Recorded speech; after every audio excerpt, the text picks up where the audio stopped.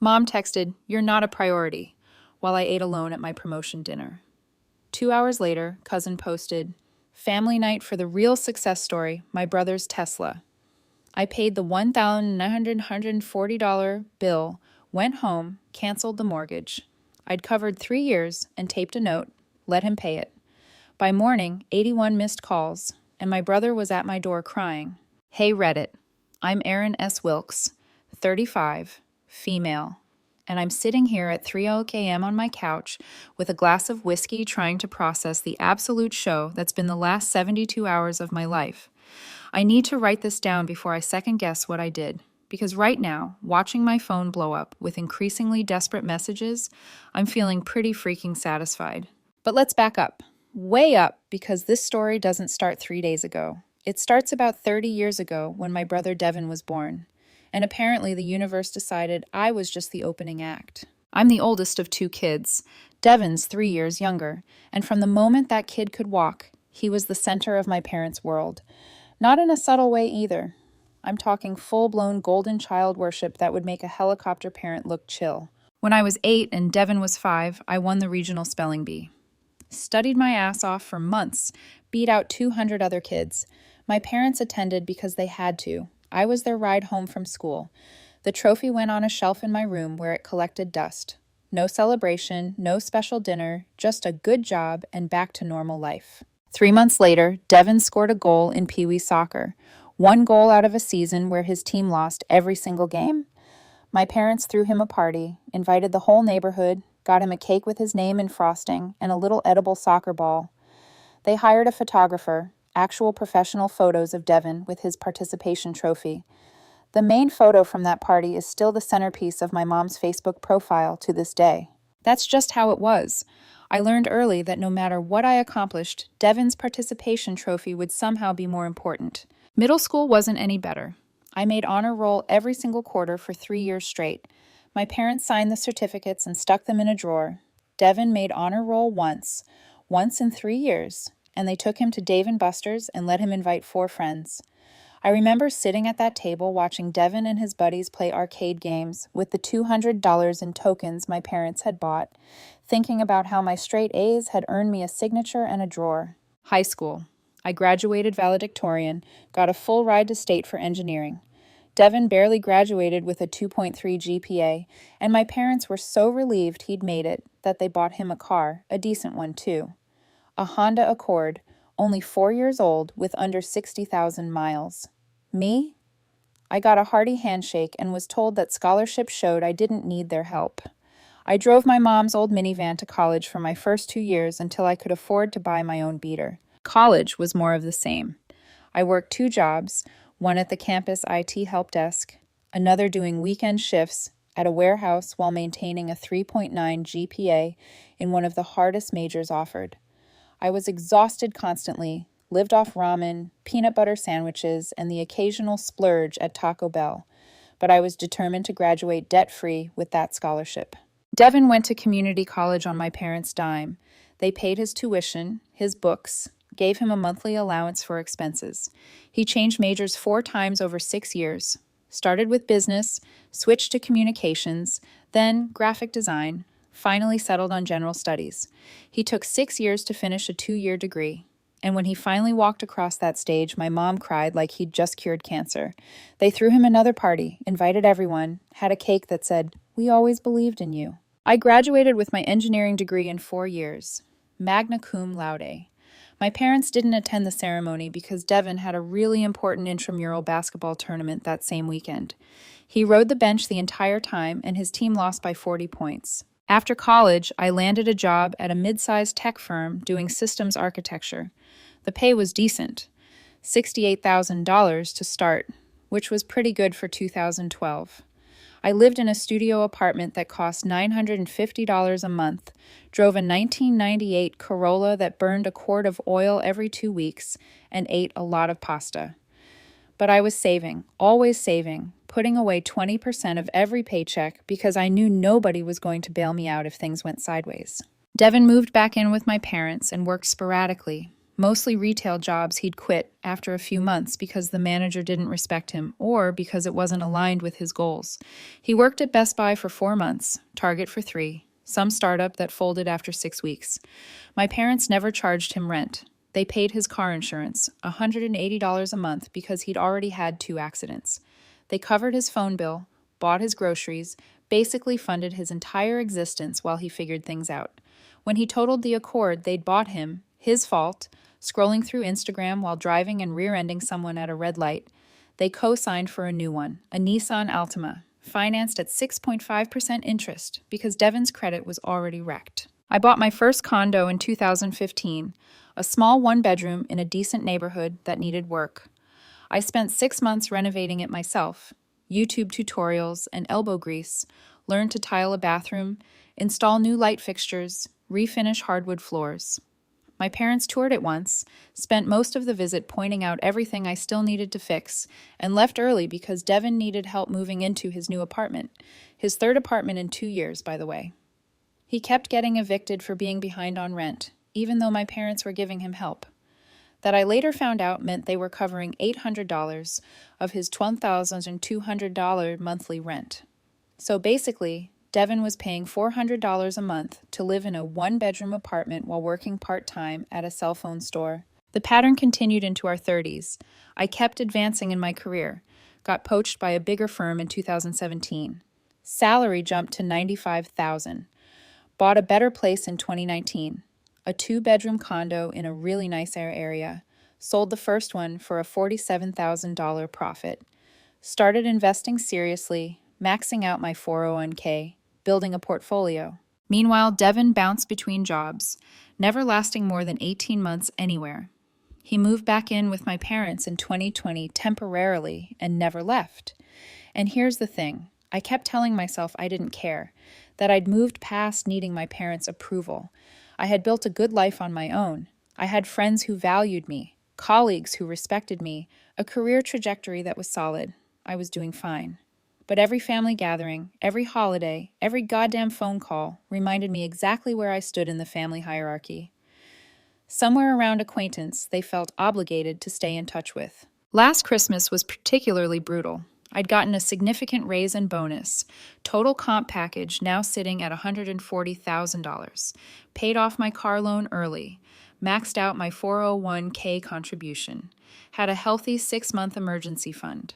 I showed up to my parents' house with nice gifts for everyone, a new tablet for Mom because her old one was dying, a high-end cordless tool, set for Dad since he liked doing projects around the house. And yeah, even got Devin something decent, a really nice leather messenger bag from Fossil for job interviews since he was looking for new opportunities. Devin showed up with nothing. Literally nothing. Said he was between checks and would get everyone gifts later. Spoiler, never happened. But the entire evening was about how hard Devin was working to find the right fit, how impressive his interview skills were, how he just needed the right opportunity to showcase his talents. I mentioned my raise exactly once in passing when Dad asked how work was going. "Oh, got a nice bump this year. Things are going well." "Oh, that's good," he said, then immediately turned to Devin. "Hey, did you hear back from that marketing position you applied to last week?" And that was it. My $30,000 raise got 3 words before we were back to the Devin show.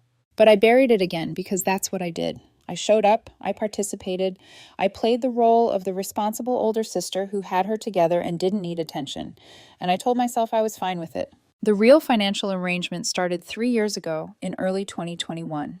My parents were in trouble. Dad had retired the year before from his job as a regional distribution manager, and between his pension and Social Security, they should have been fine. They owned their house outright. A nice 3-bedroom in a decent suburb, bought in 1995 for $180,000.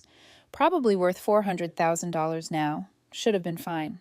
Except Dad called me one night in February 2021, voice tight with stress I'd rarely heard from him, and explained they were 3 months behind on their property taxes and were getting threatening letters from the county. Nearly $8,000, owed with penalties and interest stacking up daily. They were facing a tax lien which could eventually lead to the county seizing the house. I drove over the next day, sat down at their kitchen table with their finances spread out. It was ugly. Turns out they'd refinanced the house in 2018 to pay off credit card debt, except they'd taken out way more than the debt, pulled out $85,000 total on a cash-out refi. The credit card debt they'd paid off? About $30,000 across 4 cards.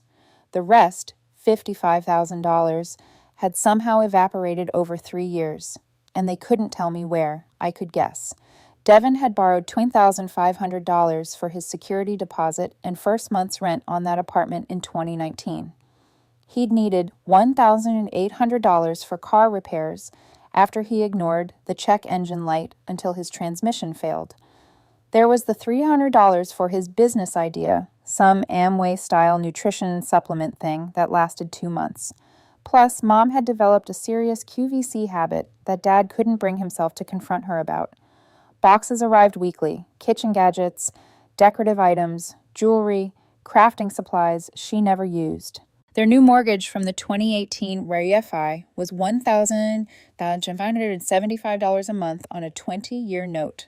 On top of that, they had a car payment for Mom's SUV, $480 monthly, because she'd insisted on a newer model in 2019, plus utilities running $350 to $400 a month, insurance, property taxes that they'd been letting slide, the usual costs of living. Dad's pension covered most of it, but not all. And Devin, living rent-free in their house at age 32, contributed exactly nothing. Dad's pension covered most of it, but not all.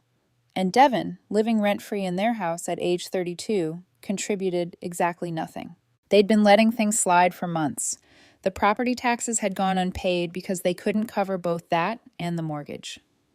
They were 2 payments behind on the SUV, about to get a repossession notice. Their savings account had $347 in it. They were drowning, and they'd been too embarrassed to tell anyone until the county sent that final warning about the tax lien. I should have let them figure it out. I should have told them to sell the house, downsize, make Devin get his own place, and contribute. That would have been the healthy, boundary-respecting thing to do. That's what my therapist would have told me if I'd been seeing one. But they were my parents. And despite everything, despite the decades of being second best, I didn't want to watch them lose their home. I didn't want my mom, who'd lived in that house for 26 years, to have to pack up and move because they'd made bad financial decisions. So I made them an offer. I'd pay their mortgage every month, all $1,575 of it. Plus, I'd knock out the back taxes immediately. In exchange, they'd need to start managing their other bills better, cut back on spending, no more QVC, make Devin contribute something, get a handle on their finances. They agreed tearfully. Dad hugged me, said I was saving them, said he didn't know what they would have done without me. Mom cried and said she was so ashamed they'd let it get this bad, but that I was an angel for helping them. I wrote them a check for $8,000, right there for the taxes. Then I set up automatic payments from my account to their mortgage company, $1,575 every single month for 36 months straight. That's $56,700. In case you're doing the math, $56,700 over 3 years. I told myself it was an investment in their security, that it was the right thing to do, that I could afford it, and they were family. And this was what family did. And I made them promise not to tell anyone, not Devin, not extended family. I didn't want it becoming a thing. Didn't want Devin feeling entitled to even more because Aaron can afford it. Didn't want relatives judging them for their financial situation or judging me for bailing them out. They agreed. Said they were grateful for my generosity and discretion. Said they'd make it right somehow. For 3 years, I paid. Never missed a month. Never complained. Never brought it up. I just did it quietly, consistently, while living my life and continuing to advance my career. And for 3 years, every family gathering, every holiday, every phone call, I continued to be an afterthought while Devin remained the center of attention, despite contributing absolutely nothing. Last month, I got promoted, senior systems architect with a fancy new title and a salary bump to $165,000 base, plus a 20% bonus potential. This was a major milestone, the kind of promotion that usually takes 15 years of career building to achieve, and I got it at 35. I'd been managing increasingly complex projects, leading teams of 12 engineers, getting recruited by competitors quarterly. This promotion put me in the top 5% of earners in my age group in my city. I was freaking proud. For the first time in years, I wanted to celebrate with my family, wanted them to acknowledge that I'd worked my ass off and achieved something significant. I called my mom the day I got the news while walking to my car in the parking garage, still riding high from the meeting where they'd told me, "Hey Mom, got some really good news today. Got promoted to senior systems architect. Pretty big deal for me." "Oh, that's wonderful, honey," she said, distracted. I could hear Devin's voice in the background. "Devin's here. We're helping him with something. Can I call you back?" "Sure, yeah, just wanted to share the news." "That's great, sweetie. Talk soon." She didn't call back. 2 days later, I texted my dad. "Just got promoted. Want to celebrate this weekend if you guys are free. Dinner on me." His response came 4 hours later. "Congrats. We'll check calendar and let you know." Never heard back. Fine. I was used to it, but this time it stung more than usual. This was a big deal to me, and they couldn't even pretend to care for 5 minutes. So I decided to celebrate by myself. Made a reservation at Morello's, this upscale Italian place downtown that I'd been wanting to try. Jacket required dress code, 200 plus bottles of wine. Michelin recommended, the works. Figured I'd earned the right to treat myself properly. If my family wasn't going to celebrate my achievement, I damn well would. Yesterday, Wednesday night, I put on my best suit, the charcoal Tom Ford I bought myself last year, paired it with a burgundy tie, and drove downtown. The restaurant was on the 14th floor of a historic building, floor-to-ceiling windows overlooking the city lights. I walked into Morello's alone at 7:30 p.m., got seated at a small table by the window with a perfect view of the downtown skyline. The waiter, seeing I was dining solo, gave me that professional sympathy smile waiters perfect over the years. "Table for one tonight, ma'am?" "Just me," I confirmed, not feeling embarrassed about it. "Celebrating a promotion." "Congratulations," he said warmly, and it felt more genuine than anything my family had offered. "May I suggest starting with our Prosecco? We have a lovely bottle from the Veneto region." I did, and I ordered properly. The butternut squash and sage risotto to start. Then the dry-aged ribeye, 48 ounces, perfectly marbled, cooked medium rare. Roasted Brussels sprouts with pancetta. A bottle of wine that cost more than my weekly grocery budget. Some Barolo the sommelier recommended.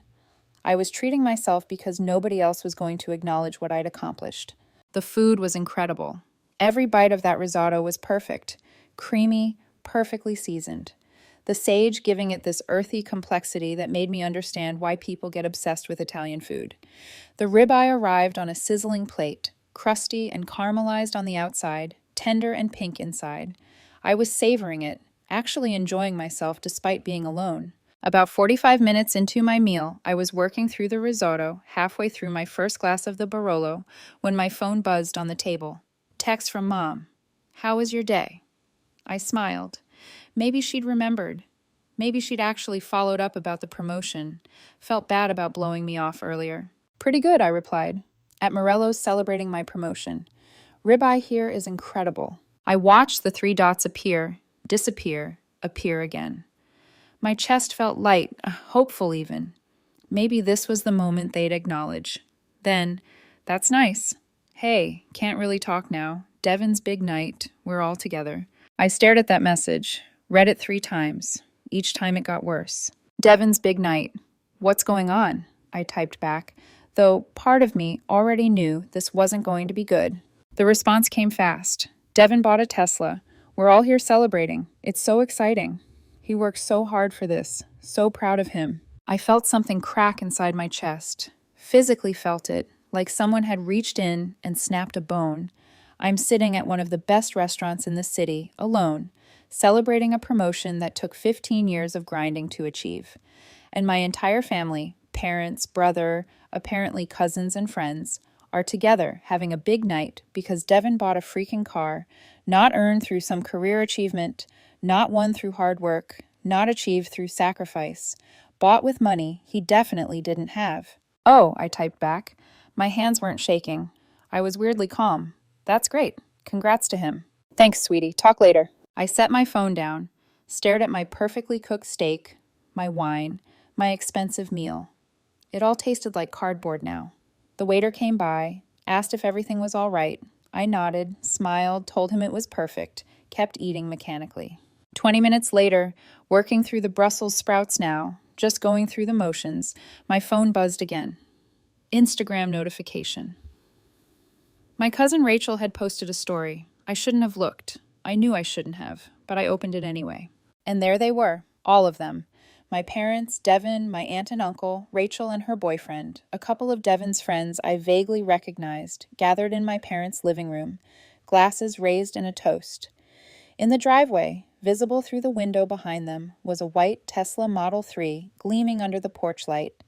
The caption on Rachel's story: "Family night for the real success story. So proud of @Devin Maverick for making big moves. Hash Tesla life. Family first. Success story."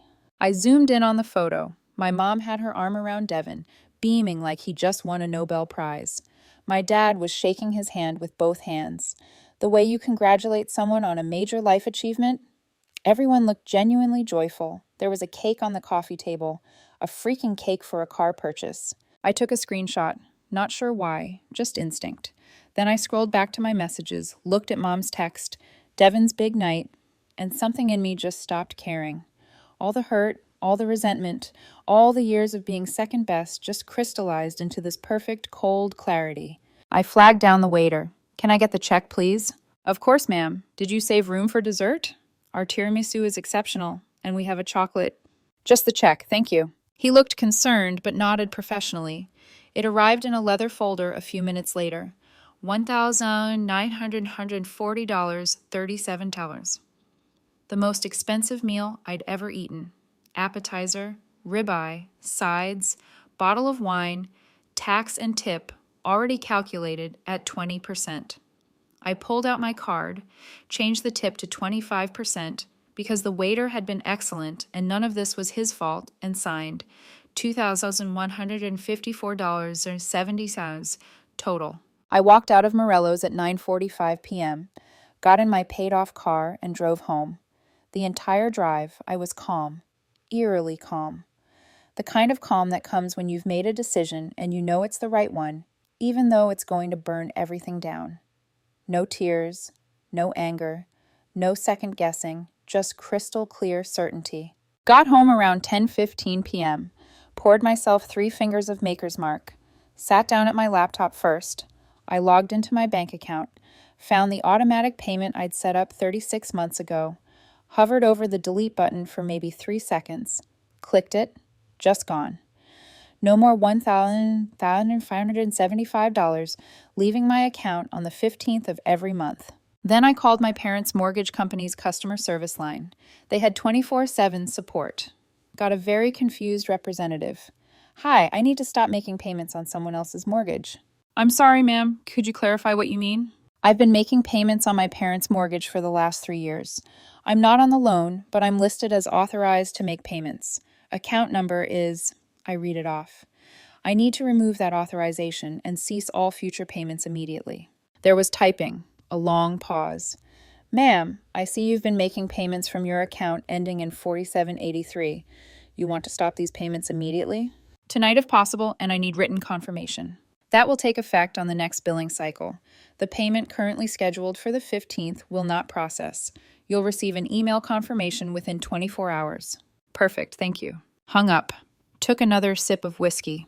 The burn felt good. Then I opened a Word document, typed for about 10 minutes, printed it out on regular paper. Nothing fancy, just the facts in Calibri 12-point font on standard white printer paper. The note read, "Mom and Dad, effective immediately, I'm no longer paying your mortgage. For the past 36 months, I've paid $1,575 every month, $56,700 total, plus the $8,000 in back taxes I cleared in February 2021. That's $64,700 I've quietly contributed to keep your house. I did this because I didn't want to see you lose your home. I asked for nothing in return except some basic financial responsibility on your end. Tonight, while I sat alone at a restaurant celebrating a major career promotion, a promotion that represents 15 years of hard work, you threw a party for Devin because he bought a car. When I told you about my promotion, you couldn't even pretend to care. You couldn't spare 5 minutes.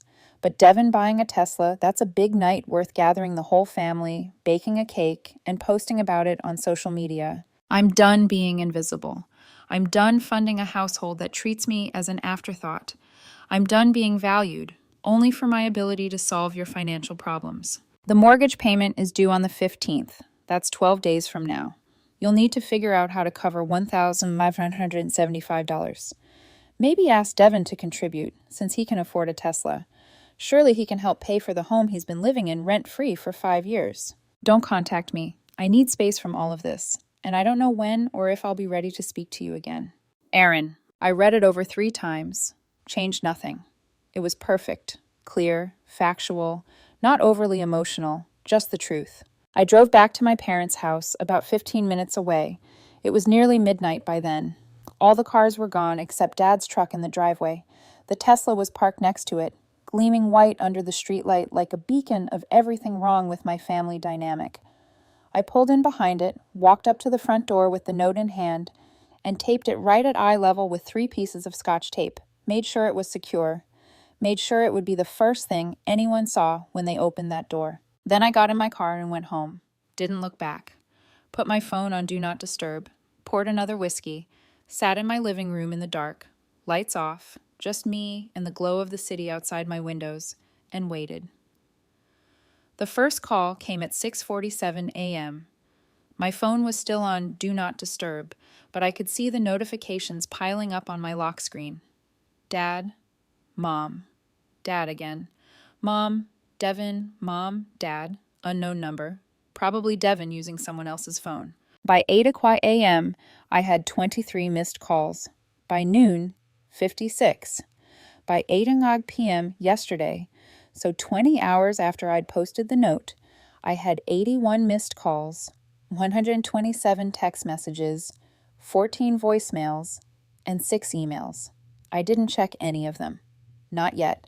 Until last night. Around 10 p.m., someone started pounding on my door hard enough that my neighbor probably heard it through the walls. I looked through the peephole. Devin.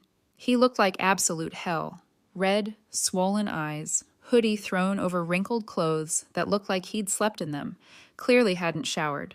He was crying, actually crying, shoulders shaking, snot running down his face. Aaron, he pounded again. Aaron, please, I know you're in there. Your car's here. Please open up. I stood there silent, watching him through the peephole. I'm sorry, okay? I'm so sorry. I didn't know. I swear I didn't know you were paying their mortgage. If I'd known... He broke down, crying harder, slid down the door until he was sitting on my doorstep, face in his hands. Please, Aaron. Dad's freaking out.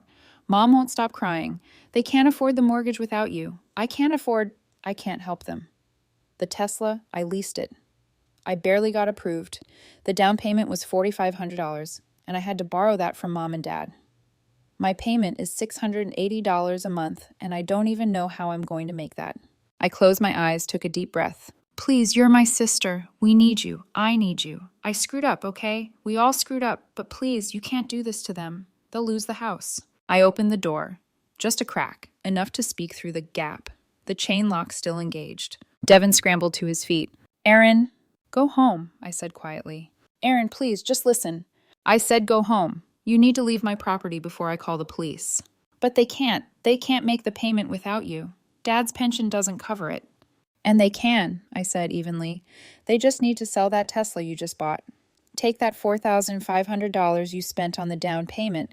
Oh wait, that was their money, wasn't it? They need to make you start paying rent. They need to cut their expenses and live within their means like everyone else. I can't pay rent, he said, tears streaming down his face. I'm barely covering my own car payment. Then you shouldn't have leased a freaking Tesla, I said flatly. Devin's face crumpled. We're family. Family shows up for each other. Family celebrates each other's wins. Family doesn't throw parties for car leases while ignoring actual accomplishments. You want to know what family is? I said, my voice rising now for the first time. Family doesn't take $64,700 from someone and never acknowledge it. Family doesn't treat someone like an ATM machine that occasionally shows up for holidays. I'll make it right, Devin said desperately. Just give me a chance. I'll get a better job. I'll pay you back every cent. I don't want your money, Devin. I want you to be a freaking adult. I want Mom and Dad to stop enabling you, but mostly, I want all of you to leave me the hell alone. I started to close the door. Wait! Devin shoved his foot in the gap. At least talk to Mom and Dad, please. They're destroyed. Mom hasn't stopped crying since yesterday morning. She's making herself sick. Good, I said, and I meant it with every fiber of my being. Maybe she should have thought about that before she couldn't spare 5 minutes to care about my promotion, but threw a party for your leased car. That's not fair. What's not fair? I snapped. What's not fair is paying someone's mortgage for 3 years while being treated like I don't exist. What's not fair is working my ass off my entire life while watching you coast on their support. What's not fair is being told I'm not a priority by the people whose financial security I've been personally guaranteeing for 36 months straight. Devin pulled his foot back. He was full on sobbing now. I'm sorry. I'm so sorry. Good night, Devin. I closed the door, locked it, and walked away while he kept knocking and pleading for another 5 minutes. Eventually, he left. This morning, I finally looked at my messages. Most were from my parents, increasingly desperate as the hours passed. Mom, 6:47 a.m. yesterday. Aaron, please call me. We need to talk about this note. Dad, 7:15 a.m. Daughter, let's discuss this. There's been a misunderstanding. Mom, 7:33 a.m. Aaron, you can't do this to us. We're your parents. Dad, 8:02 a.m. This is extremely irresponsible. We have a mortgage due in 12 days. Call me back now. Mom, 8:45 a.m. How could you do this to your own family after everything we've done for you? That one made me laugh out loud. Everything they've done for me, right. Dad, 10:30 a.m.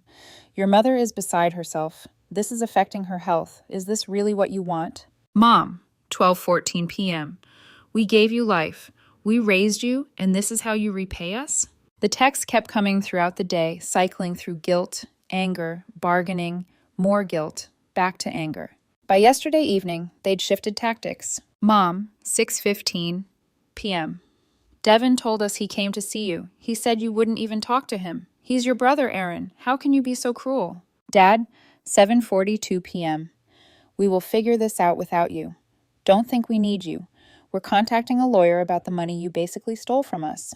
That was my favorite. I stole money from them by stopping payments on a mortgage I was never obligated to pay in the first place. Good luck with that lawyer, Dad. Then this morning, the tone shifted again. More voicemails from Mom, her voice thick with tears. Aaron, sweetie, please, I'm begging you. We made mistakes, okay? We should have celebrated your promotion properly. We should have been there for you. But please don't punish us like this. We're going to lose everything. Your father and I will be homeless. Is that what you want? And from Dad? I'm asking you, woman to man, to reconsider this. What you've done for us these 3 years, we're grateful. We really are. We just didn't know how to show it properly. But we can't make this payment. We can't. Please think about what you're doing to your mother. I've also gotten messages from relatives who apparently got pulled into this. My Aunt Carol, Rachel's mom. Aaron, I don't know what's going on, but your parents are devastated. Whatever happened between you all, it can be fixed. Family is forever. Call your mother. My cousin Rachel. Hey, I heard about what happened. I don't know the whole story, but the post I made, I didn't mean to make things worse. I had no idea there was tension. Your parents are really struggling. Can you at least talk to them? Even Devin sent me multiple texts over the last 24 hours. Aaron, I'm moving out. I'm returning the Tesla to the dealership tomorrow. I'm going to get a second job. Please just give them 1 more month to figure things out. I told them I'd start paying $800 per month in rent starting next week. That'll help cover part of the mortgage. Please, I'm trying to fix this. You were right about all of it. I've been a selfish piece of crap, and they've let me get away with it my whole life. I'm going to change. I swear to God. Just please don't let them lose their house over this. Here's the thing, Reddit. I'm not actually trying to make them lose their house. Despite everything, I don't want my parents to be homeless.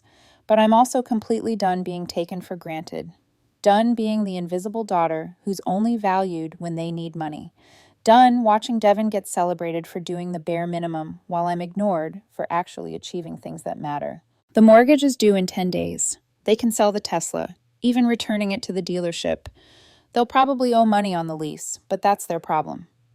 They can make Devin pay actual rent like a grown adult. They can cut their expenses. They can sell Mom's SUV and get something cheaper. They can do 100 different things to make this work without me. Or they can lose the house. And honestly, at this point, I don't care which option they choose. What I do care about is that they finally understand that I'm not their backup plan. I'm not their safety net. I'm not the daughter they can ignore and neglect and then come crawling to when they need money. I'm done. My phone is still blowing up. My email has 8 messages from Dad now with subject lines like, "We need to talk immediately, and regarding your obligations, and your mother is ill." I haven't responded to any of them. I probably won't for a long time, if ever. The mortgage payment is due in 8 days. I'll update after the 15th to let you know what happens. The 15th came and went. Hey Reddit. So the mortgage payment was due yesterday, and a lot of you asked for an update. Here's what went down. On the 14th, literally the day before the payment was due, I got an email from my dad's account. Subject line, payment confirmation. No message in the body, just a screenshot of their mortgage account showing a pending payment of $1,575 scheduled to process on the 15th. That was it. No apology, no explanation, just proof that they'd figured it out. I didn't respond. Through my cousin Rachel, who's been trying to play Switzerland in all this, I found out what actually happened. Devin returned the Tesla on the 12th. Apparently he owed $2,000 to get out of the lease early, disposition fee, plus the mileage overage from his test drives or something. My parents covered it using what was left in their savings account, which basically wiped them out. My dad took out a $3,000 loan against his pension. Didn't even know you could do that, but apparently it's a thing. The interest rate is something like 8%, and it'll get paid back through automatic deductions from his monthly pension checks for the next 2 years. Devin moved into the basement and started paying $900 per month in rent. His first payment cleared on the 13th. He picked up a second job doing overnight stocking at Target on top of his regular gig. Mom apparently stopped her QVC habit cold turkey after Dad threatened to cancel the credit card. So yeah, they scrambled and figured it out, just like I knew they could. My mom's still sending me texts every few days. They've gotten less angry, more sad. Lots of "I miss you" and "please call me when you're ready" type stuff. I haven't blocked her, but I haven't responded either. Dad sent one email last week that was actually semi-reasonable, acknowledged they'd taken me for granted, said they were working on things as a family, and that the door was open when I was ready to talk. Still didn't apologize for the Tesla party or ignoring my promotion, but whatever. Baby steps, I guess. Devin left me alone after that night at my door. According to Rachel, he's apparently actually showing up to both jobs and hasn't complained once. She said he looks exhausted, but different somehow. Not sure I care, but it's something. The extended family has mostly backed off. A few relatives have reached out privately to say they get it, that they'd seen the favoritism for years, and were glad I finally stood up for myself. That felt validating. I've been surprisingly at peace. The silence is beautiful. My apartment feels lighter. My evenings are calm. I've been going to the gym more, cooking real meals, sleeping better than I have in years. It's amazing how much space you get back in your life when you stop carrying the weight of everyone else's chaos. Work's been great. The promotions opened doors I didn't even know existed.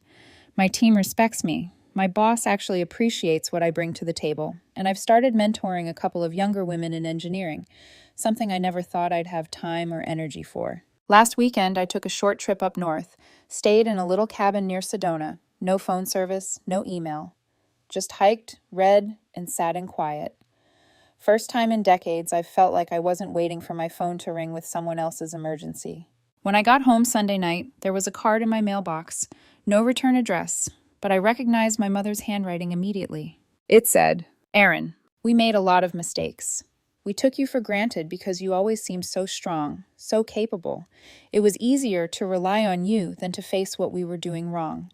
I don't expect you to forgive us, but I want you to know we're trying to change. Devin's finally helping out. Your father and I are learning to manage our money better. I stopped ordering from QVC. It's quiet around here now. Maybe too quiet.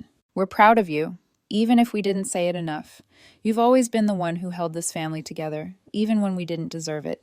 Love, Mom." I read it once, folded it back up, and tucked it in a drawer. I'm not ready to respond. Maybe someday. Maybe not. For now, I'm focusing on me. I've started therapy. Booked a trip to Italy for next spring. Something I've wanted to do since college, but always put off because I was too busy helping family. And when people ask how things are with my parents, I tell them the truth. We're taking a break. Because that's what it is. A break from guilt. A break from obligation. A break from pretending I'm fine while being used. Maybe one day there will be forgiveness. Maybe not. But either way, for the first time in my life, I finally feel free.